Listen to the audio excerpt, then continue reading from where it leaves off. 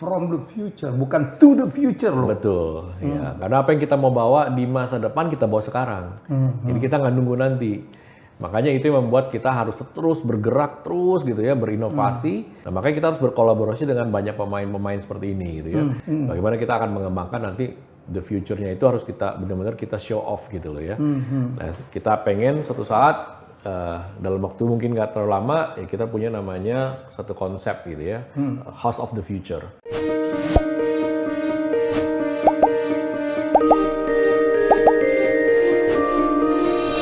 Ya, dalam hidup itu kolaborasi itu penting karena kita tidak bisa bekerja sendiri, bekerja baik sendiri, dan saya mengalami banyak sekali dukungan-dukungan dalam menjalankan profesi ya, termasuk dalam bisnis dan juga sebagai seorang YouTuber berkat dukungan kolaborasi dengan teman-teman. Dan lihat studio saya berubah jauh ya karena dukungan dari seseorang. Wah, ini rajanya audiovisual ya.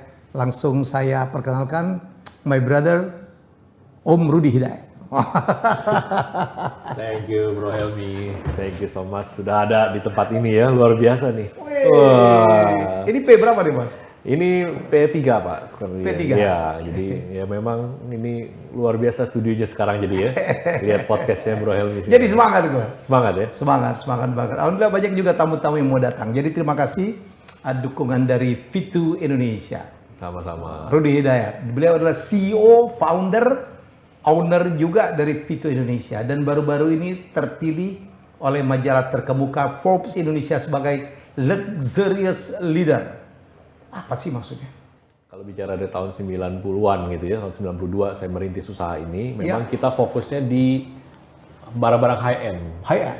Jadi high-end, ya makanya kategorinya juga sebut luxury ya, jadi terutama kategori audio yang kita pegang untuk home gitu, untuk rumah, ya semuanya kategorinya high-end luxury lah gitu. Jadi karena kita punya konsistensi, itu yang dilihat mungkin oleh majalah Forbes itu ya sebagai salah satu lah luxury leaders di dunia audio lah. Bergabung dengan yang leader tuh kira-kira. Ya, saya paling tua mungkin kalau di cover itu ya. Di cover itu ya. Forbes berikan yang leader, nyempil tuh brother gua. Ini nggak salah umurnya segitu tuh. Siap. Sebuah achievement ya Pak ya? Ya, luar biasa. Terima kasih juga ya sudah ya dihargai lah. Ya. Bos, gue mau nanya tentang pertama ya. Bagaimana perkembangan dunia audiovisual Indonesia, Bos? Ya, kalau kita ke belakang gitu ya. Sebenarnya tahun 2000 sampai 2010 boleh dibilang perkembangan terjadi, tetapi tidak secepat saat ini ya. Era di 2017 ke atas ini sangat luar biasa.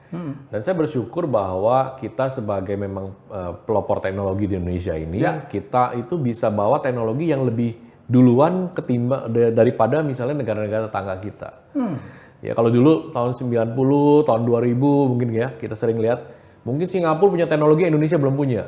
Sekarang? Sekarang bisa kebalikannya. Indonesia lebih duluan daripada Singapura. Karena Fitu Indonesia? Karena kita mengikuti perkembangan. Karena visi dari seorang Rudy Hidayat? Iya, betul sekali. Anda memegang apa produk-produk dari negara mana aja sih, Bos? Dari Kanada, dari US, dari Korea, dari Jepang, ya, Taiwan, China. Jadi ya, cukup luar ya dari coveragenya Amerika, Europe, Asia tetap ya. All the latest technology. All the latest technology yang kita pilih. Harus yang terbaik. Dan harus yang terbaik. Apa yang lu bilang cutting edge? Cutting edge, ya betul. Makanya kita sampai punya visinya kan from the future. Gitu. From the future, bukan to the future loh. Betul, ya. Karena apa yang kita mau bawa di masa depan kita bawa sekarang. Jadi kita nggak nunggu nanti. Makanya itu yang membuat kita harus terus bergerak terus gitu ya, berinovasi. Dan saya setuju tadi, Avengers itu kan semua harus kolaborasi dari yang terbaik. Dari brand-brand terbaik harus gitu. Saya bilang ya, yang tadi waktu kita signing MOU, kita baru saja belajar dari sebuah lesson learn bisnis fintech yang luar biasa. Ya, Gojek bergabung dengan Topet, 8 ditambah 8 bukan 16 value-nya, tapi menjadi 30 lebih gitu. Betul. Ya, jadi bagaimana visi Pak Rudy Hidayat terhadap kolaborasi, Pak? Ya, kita ngeliat begini, kalau kolaborasi kita sektornya audiovisual gitu ya, tentu kita tidak bisa lepas dari dunia misalnya event organizer misalnya, atau dunia MICE industri ya, meeting insentif, atau dunia pariwisata atau sekalipun, atau station TV ya kan. Jadi, bagaimana kita harus punya kolaborasi dengan beberapa segmen tersebut. Karena apa? Audiovisual ini kan masuknya bukan hanya di dunia ini saja kan. Ya. Otomotif juga masuk, ya kan? Dunia misalnya oke, apa yang kita pakai gadget nih, apalagi terutama ya kan, semua bisa masuk. Nah makanya kita harus berkolaborasi dengan banyak pemain-pemain seperti ini gitu ya. Dan saya banyak sekarang beberapa ya perusahaan-perusahaan China yang terkemuka lah, 4 brand besar, semua sudah bicara dengan kita gitu, dengan Vito Indonesia. Bagaimana kita akan mengembangkan nanti the future-nya itu harus kita benar-benar kita show off gitu loh ya. Nah kita pengen suatu saat dalam waktu mungkin nggak terlalu lama ya kita punya namanya satu konsep gitu ya, House of the Future. House of the Future. Iya, jadi ini bagaimana kita mau menunjukkan masyarakat Indonesia, kita memberikan edukasi, tapi juga sekaligus mengajak mereka-mereka yang memang di dalam teknologi gitu ya untuk berkolaborasi sama kita ada dalam tempat itu gitu, wadah itu. Oke. Gitu. Vito Indonesia. Apa tuh Vito tuh? Nah, kenapa Vito? Sebenarnya kalau semua produk ya, kalau kita lihat sekarang misalnya, kalau bicara nih sebenarnya mobile phone, firmware gitu ya, pasti ada awal mereka buat, mereka sebutnya version 1. Tapi sebenarnya yang terbaik apa? Version 2. Makanya kenapa kita namakan Vito? Karena selalu pasti sebuah produk, kalau belum lama ini dengar mungkin ada peluncuran, misalnya dari kepolisian, itu ada tuh namanya Boss Vito, version 2. Jadi kenapa version 2? Karena version 2 yang sudah terbaik. Sudah lebih baik dari version 1. Update dari version 1 ya. Jadi sudah punya mengkoreksi misalnya hal-hal yang mungkin yang sebelumnya belum punya, sekarang sudah ada gitu. Nah, kenapa kita punya Vito Indonesia? Nah, V-nya dari mana? Visual. Jadi kita memang mau fokus gambaran masa depan yang terbaik yang harus kita bawa ke Indonesia ini gitu. Prestasi Bapak dalam providing the audio visual itu ya antara lain? Oke. Tahun 99 ketika habis Krismon, kita perusahaan yang pertama kali bawa TV plasma ke Indonesia. TV plasma pertama? TV plasma, itu ya dari Fujitsu ya, karena mereka pelopor. Fujitsu. Mereka penemu teknologi plasma kan. Waktu itu Indonesia masih TV tabung lah kalau boleh dibilang. Masih ya. cembung. Masih cembung, ini masih tebal, ini flat. Dan 16:9 wide, dulu masih kotak. Ya kan? Nah itu kita pertama kali kita lakukan. Dan kita terbaik sampai 2005, terbaik di Southeast Asia. Untuk TV plasma di Indonesia marketnya. Jadi sebenarnya Indonesia ini punya market yang luar biasa sebenarnya. Ya. Nah kedua, kita pelopor teknologi seamless. Ya, seamless, ya, Orion betul. Ya, jadi sampai gue kata teman-teman produksi. Ya, dulu kita, waduh, saya kan bikin quiz, kadang-kadang butuh layar yang nyambung tuh, nggak boleh ada frame. Dulu ada seamless, ada frameless ya, namanya Orion. Ini loh orangnya yang bawa. Itu dari Korea ya, Bos? Dari Korea, betul. Ya, terus. Nah, saking kita membuat itu populer gitu ya, dan sukses, orang tuh kalau ibaratnya kalau mau beli, orang mau makan misalnya instant noodle gitu ya, mie instan, kan suka nyebutnya merek A gitu kan. Nah, Orion tuh jadi seperti itu. Orang mau beli seamless tuh orang berpikir ya beli Orion merek A gitu loh. Jadi generik ya? Jadi generik, iya. Dan itu membuat saya wah lumayan punya kebanggaan sendiri gitu kan. Ya. Wow, ini sesuatu yang kayaknya kok terbentuk gitu ya. Sampai semua event organizer, orang mau wedding, saya mau nyewa Orion dong gitu. Jadi itu buat saya yang wow. Sebenarnya maksudnya ada frameless gitu kan. Ya, dan sebenarnya ada merek-merek lain setelah itu. Jadi Orion tuh konotasinya frameless. Konotasinya frameless. Sama aja kalau orang mau nyewa rumah, sanyonya ada nggak? Betul. betul. Padahal merek pompa airnya belum tentu sanyo. Betul ya. Nah yang ketiga kita pelopor masukkan proyektor dari Jepang, Casio ya. Itu proyektor tanpa lampu. Jadi pertama kali itu 2011. Saya ingat saat itu semua proyektor pakai lampu pasti. Kita menggunakan sinar laser. Jadi itu pertama kali saya masuk ke Indonesia, kita launch Indonesia dan sangat sukses selama 3 tahun kita menjadi leader lah. Gitu. Terus berkembang Dan karena teknologi kita nggak bisa stop ya. Jadi ini terus dan cepat banget ya. Dan cepat sekali ya betul. Orang kadang-kadang kita kalau mau beli itu Pak ya tunggu gitu ya. Sampai akhirnya nggak kebeli-beli jadi. Makin tunggu makin nggak kebeli-beli gitu. Makin mahal gitu ya. Benar ya. Jadi klien Anda sekarang bukan hanya B2B, B2G, B2C ya? Betul. Kita skopnya betul. Jadi dari boleh dibilang klien utama kita government tentu saja. Government. Jadi kita menangani Vito Indonesia itu menangani ruang rapatnya istana, presiden. Ini di Bogor ya? Di Wah, Jakarta. Ruang rapatnya presiden itu Vito. Jakarta dan Bogor kita lalu MRT 13 station LED semua dari kita. Oke. Lalu Badan SAR Nasional, command centernya, monitoringnya, termasuk juga Densus 88, Barreskrim gitu ya. Sampai kita nanganin juga stasiun TV nih Pak. Kalau nonton TV siaran berita gitu, news gitu Newsnya? ya. Ya mau di Kompas TV, RCTI, SCTV, segala macam itu semua dari kita teknologinya. Jadi kita yang bawa konsepnya, bikin desain, dan kadang-kadang kita bawa ini ke studio stasiun TV. Berapa besar LED yang pernah dibuat oleh Vitu Indonesia, Pak? Kalau untuk penyewaan kita bisa sampai ratusan meter tentu saja ya. Tapi kalau misalnya Ratusan meter persegi. iya, tetapi sebenarnya yang kalau ukuran di satu pekerjaan gitu ya, yang sekarang ini adalah pixel Pak. Jadi kita sudah teknologi sampai 0,9 mili. 0,9 mili. Iya, jadi pixelnya gitu. Jaraknya rapat banget ya? Jadi jaraknya rapat sekali. Dan kita salah satu mungkin yang saat ini terbesar kontribusinya yang menjual produk LED 1,2 mili. 1,2 mili. 1,2 mili. Jadi hampir rata-rata kita sudah arah ke sana. Jadi ketika orang masih ngomongin 4 mili, 3 mili gitu ya. Jauh banget udah. Sudah jauh banget. Ini ya. berapa mili nih, Pak? Ini masih 3 mili memang, betul. Masih 3 Iya, mili? iya. Ini aja udah keren banget ya? Iya. Tentu saja nanti kita akan upgrade kan. Ya. Jadi lebih baik dan lebih baik gitu. Thanks for the support, Pak. Siap. Terus apa memang kenapa Pak Rudi kok memilih dunia gua itu dunia audiovisual? Passion sih Pak. Jadi passion. Saya memang sekolah kan elektronik gitu ya. Saya kuliah di komputer tentu saja memang, ya, tapi masih nyambung-nyambung lah gitu. Dan memang audiovisual buat saya adalah satu yang kayaknya saya senang sekali gitu ya. Telinga buat mendengarkan musik, mata bisa melihat satu display gitu kan. Yeah. Ya, makanya kenapa buat saya ini menjadi passion. Jadi dan saya sangat senang sekali karena audiovisual ini boleh dibilang terus-menerus berkembang gitu ya. Kalau kita ingat mungkin di zaman sekolah Bro Helmi atau saya, kita masih di kampus mungkin menggunakan transparan OHP dulu ya. Oh iya. Gua ngajar pakai itu, Pak. Nah, seperti overhead projector namanya OHP. Kita tulis sendiri tuh. Tulis sendiri, pakai spidol Pakai gitu. transparan. Betul. Keluarlah proyektor yang besar-besar gitu ya, lalu mulai mengecil dan terus sampai sekarang wah luar biasa iya. Makanya sekarang pun dengan teknologi apalagi LED ya, sekarang boleh dibilang hampir semua auditorium lah di Jakarta inilah auditorium besar rata-rata kita supply dengan LED kita. Tapi mahal banget ya Pak LED itu ya ternyata. Iya, nah ini yang membedakan memang tentu saja dengan kualitas sih Pak ya. Jadi sekali lagi memang kita karena memang tadi konsep kita the luxury, high end, kita memilih yang boleh dibilang komponen-komponen terbaik lah. Gitu. Ini dari impor atau ada yang dibuat di lokal Pak? Import semua, masih import. Impor semua. Iya, masih. Nggak pernah Pak Rudi kepikir untuk one day sudah. kita harus punya brand sendiri dan produksi sendiri.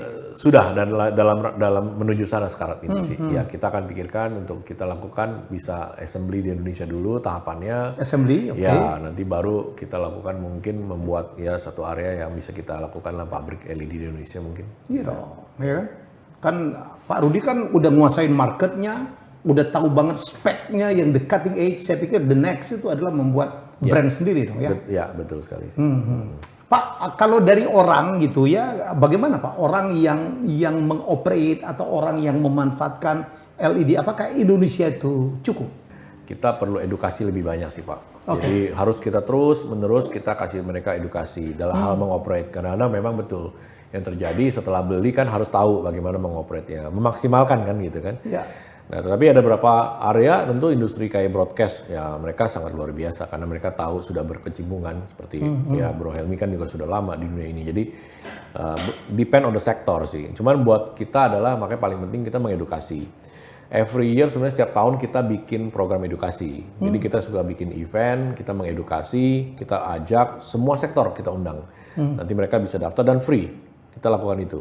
Dan tujuan kita adalah memang semata-mata hanya untuk kita bikin ya teknologi audiovisual ini bisa dinikmati lah dan orang dimengerti oleh banyak orang gitu. Kedepan bagaimana Pak peran audiovisual ya ke dalam dunia kreatif ya, dalam dunia MICE, bagaimana menurut Pak Rudi? Ya, ke depan masih banyak sekali Pak yang harus kita terus kembangkan ya. Karena memang teknologi ini tentu saja LED nggak sekedar LED Pak, tetapi memang ada banyak teknologi yang nantinya berkembang luar biasa. Digabung dengan AI lagi ya? Digabung dengan artificial intelligence, ya kan. Nanti juga ada semacam kayak untuk macam robotik misalnya gitu ya. LED-nya bergerak sesuai dengan ada robot selalu di belakangnya. Ya. Jadi itu teknologi yang terus-menerus kita juga akan segera mulai mempelajari itu dan kita juga mulai mengolahnya buat di Indonesia marketnya. Tapi pasti semua sektor itu membutuhkan teknologi-teknologi yang lebih maju lagi. Apalagi era pandemik ya. Sekarang ini kan memang orang sudah banyak lah ya. Iya. Membuat konten itu udah makin banyak kan. Backdrop LED, Backdrop, ngapain capek-capek bikin. Betul. Iya. Betul. Jadi sampai itu ke tingkat pemerintahan pun sama. Ketika mereka lakukan press conference, mereka juga butuh kan untuk Iya. ini. Tapi paling tidak buat saya sektor MICE itu pasti nanti akan didukung oleh future teknologi dari LED sih. Apalagi sektor produksi ya. Ya. Movie, ya, sinetron, Betul. konser. Gitu. Betul. Ceritain dong Pak, ke depan itu kayak apa sih nanti? Atau sekarang itu udah kayak apa sih? Ya. Peran LED audio visual di dalam sektor industri kreatif. Nah, perkembangan teknologi kita sebutnya komponen chip ya. Jadi itu sudah menunjukkan refresh rate yang sangat tinggi. Jadi sangat-sangat tinggi sehingga apa? Buat movie producer misalnya gitu ya. Yeah. Mereka mau bikin movie, kalau mereka taruh LED di belakangnya, tidak akan terlihat seperti ada LED, tapi seperti real. Oh iya, kalau di hutan kayak di hutan. Kalau itu kayak di hutan. Di lautan, di Betul. pantai kayak di pantai. Betul. Gitu. Padahal itu LED. Padahal itu LED, itu satu. Kedua, di dalam dunia signage gitu ya, sekarang kalau kita lihat sering kita lihat mungkin viral kan, wah 3D, LED-nya kesannya, wah kok ada binatang bisa keluar dari LED gitu ya. Nah karena itu semua ada teknologi-teknologi yang sudah dicapai oleh para produsen chip namanya. Jadi produsen ini mereka bisa mengembangkan refresh rate yang sangat tinggi sehingga itu mendukung sekali dalam aplikasinya nanti ke dunia kita gitu. Saya dengar sekarang ada Pak Rudi lagi mau ngembangin lagi XR. Betul, ya. Apa ini bos? Jadi extended reality gitu ya. Extended reality. Extended reality. Ini apanya augmented, apanya virtual reality? Jadi bedanya gini, orang banyak sekali pakai green screen kan, Yes. menggantikan seolah dia ada di New York, dia ada di Sydney, ada di manapun Paris ya kan. Tetapi sebenarnya tidak terlalu banyak mendukung kalau kita pengen ngeliatnya seperti real gitu ya. Nah, kesannya memang betul ada dalam satu negara gitu ya. Extended reality ini beda. Extended reality ini membuat kita terkesan kita memang ada di dalamnya gitu kan. Nah, karena apa? Karena extended reality ini harus dengan catatan refresh rate misalnya harus mencapai 7680 Hz gitu ya. Dengan refresh rate ini mata kita ketika kita lihat menonton movie-nya, kita tidak bisa membedakan mana yang asli, mana yang digital. Karena kita sudah tidak bisa lagi membedakan. Karena membuat refresh rate sangat tinggi itu yang membuat itu ekspektasinya sangat tinggi kan, sehingga waktu kita lihat benar-benar kita tidak bisa membedakan gitu loh. Nah itulah extended reality dan itu akan dipakai nanti orang membuat movie, membuat iklan, ya bahkan acara offline pun jadi bagus karena apa? Orang akan melihat seolah satu panggung yang dynamic. Yang panggung yang benar-benar dilihat adalah panggung bukan di panggung, tetapi kayak soalnya dia lagi ngelihat dunianya nyata gitu. Kalau itu seolah-olah gambaran misalnya di Dubai misalnya gitu ya, dia seperti ngeliatnya ya di panggung itu kayak dia lagi ngeliat kota Dubai. Di jalan gitu ya betul, Pak? Kalau gini kan pasti ada batas ya antara batas bawah dengan lantai. Betul. Itu nanti nyambung. Tadi berarti nggak bisa, ya akan nyambung, betul. Jadi kalau kita bikin Tarzan tuh, nggak perlu ke hutan ya, nggak perlu aja. Ya, jadi sampai lantai-lantainya. Sampai lantai ya, bahkan bisa juga atap atas. Atap atas. Iya. Jadi dulu saya dengan Indra Yudhistira pernah mendatangkan electric canvas Pak. Oke. Electric canvas waktu di SEA Games ya. Di mana lapangan itu berubah jadi lautan. Kita masang 32 proyektor Christie. Ya, betul. Iya, dengan berapa 32.000 ANSI lumen ya. Sekarang udah nggak begitu ya. Sekarang udah ya masih ada lah ya, tetapi sudah mungkin teknologinya sudah bisa bergeser sekarang. Karena memang dulu eranya seperti itu gitu ya. Tapi dengan sekarang teknologi LED berkembang, ya makanya nanti extended reality ini akan jadi menggantikan ini. Ya. Betul. Dulu kan kalau video mapping kan ke dinding, makanya dulu kita pakai electric canvas namanya dari Australia. Betul. Jadi proyeksinya ke ini Pak, ke lantai. Christie salah satu brand yang kita pegang juga ya. Salah satunya kita ada install di Ciputra Art. Itu ada 14 proyektor, kita gabung Christie menjadi satu kanvas 60 meter ke 8 meter buat almarhum Pak Ciputra saat itu. Beliau ingin menampilkan saingannya Barco dulu ya. Saingannya betul Barco. Wah, Apa luar biasa nih kalau. Karena kita dulu user Pak, kita pemakai. Oh iya, betul. Saya kan pernah jadi IO-nya opening closing pond Wow. 2 kali ya. Iya. Di Palembang sama di Pekanbaru, dan chairman-nya IO-nya opening closing SEA Games yang di Palembang. Oh, Palembang. Yang mengerjakan adalah Indra Oh, Yudhistira. iya, kreatifnya itu luar biasa ya. Oh iya dong. Sangat kreatif tuh. Iya. Iya, amazing. Wow. Extended reality. Seberapa cepat Pak kita bisa hadir di sini Pak? Ya, harapan tahun ini pas hadir harusnya. Ya. Jadi itu para kreator, para insan-insan produksi ya, nanti kan sebentar lagi akan ada the latest technology. Jadi ini really cutting edge ya, bahwa yang akan sangat menggampangkan kita berproduksi, apalagi sekarang COVID. Ya. Nggak gampang untuk membuat crowd, kita syuting banyak orang datang, kita syuting ke kampung, orang berkerumunan, ada distancing segala macam. Kalau dengan extended reality, Ya, selesai. betul. Jadi cost untuk kita ya transportasi ke beberapa kota aja gitu kan. Bisa dipotong. Betul, ya kan? Dan buat bukan hanya movie sebenarnya, buat dunia pariwisata misalnya. Ya. Bagaimana menaikkan Raja Ampat, ya Ya. kan? Belitung, kan banyak sekali sebenarnya kota-kota di Indonesia yang dia seperti area turis kan, Ya. yang bisa diekspos dengan extended reality akan jadi lebih wow pasti. Lebih wow. Kita bisa bikin virtual reality ya. Betul. That's very real. Betul. Wow bos. Ke depan apa lagi Pak? Ya kita Mau berhentinya sampai di mana nih? ini benar-benar yang namanya unlimited sih ya. Ini memang karena passion ya harus terus-menerus gitu kan. Ini harus menerus. Memang nggak bisa stop, gitu Iya. kan? Jadi nggak boleh stop. Ya ke depan tentu saja makanya teknologi bukan hanya di display, Ya. tapi di misalnya automation, ya kan smart. Jadi semua sekarang serba ya smart office, smart home, gitu kan. Semua serba ya intelligence lah gitu kan. Kita akan mengembangkan juga untuk robot ke depannya. Jadi kalau bisa bayangkan misalnya sebuah mall gitu ya. Sekarang ini era pandemi kan gitu. Kita ada robot yang memang bisa dia lakukan disinfektan keliling setiap lantai gitu kan. Semua toko-toko, robot untuk petrol, mengawasi security, robot untuk delivery. Nah ini era-era ke depan. Yang mungkin kalau kita lihat dulu mungkin ya nontonnya hanya di movie kan. Iya. Tapi this is the real soon gitu. Vitu akan masuk ke sana? Akan masuk ke sana kita. Wow. Iya. Kalau itu kan nggak hanya audiovisual dong. Betul. Karena dekat sekali juga ya Mas. Karena masih ya, karena soal tagline kita di visi kita from the future lah, gitu kan. From the future. Ya. Ini Star Trek banget ya.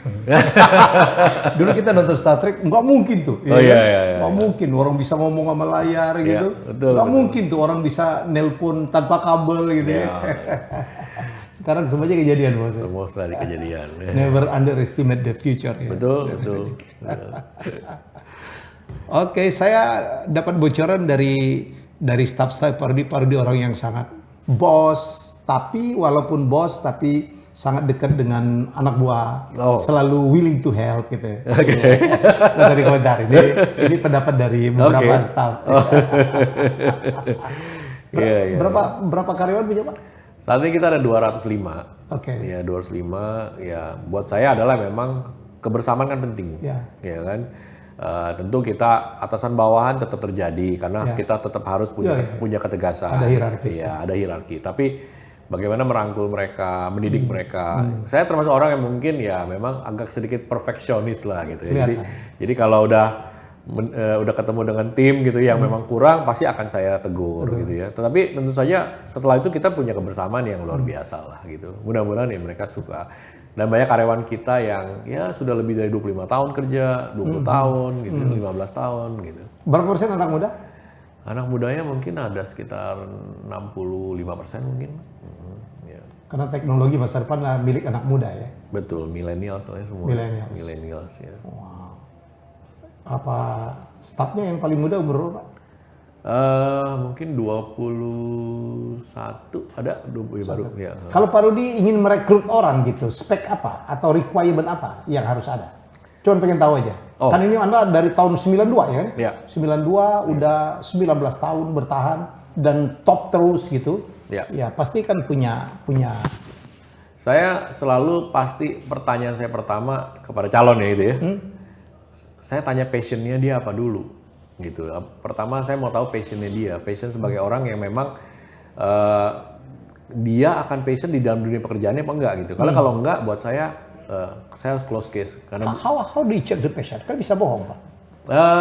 dari tanya kegiatan, saya bisa tanya dari apa sih kegiatan dia dari Senin sampai Jumat, terus kalau Sabtu Minggu ngapain gitu ya. Jadi saya mau tahu habitnya dia gitu. Dari habit saya kadang-kadang punya deteksi lah gitu ya. Dari mana. Kedua yang saya inginkan adalah tidak banyak perhitungan dengan waktu.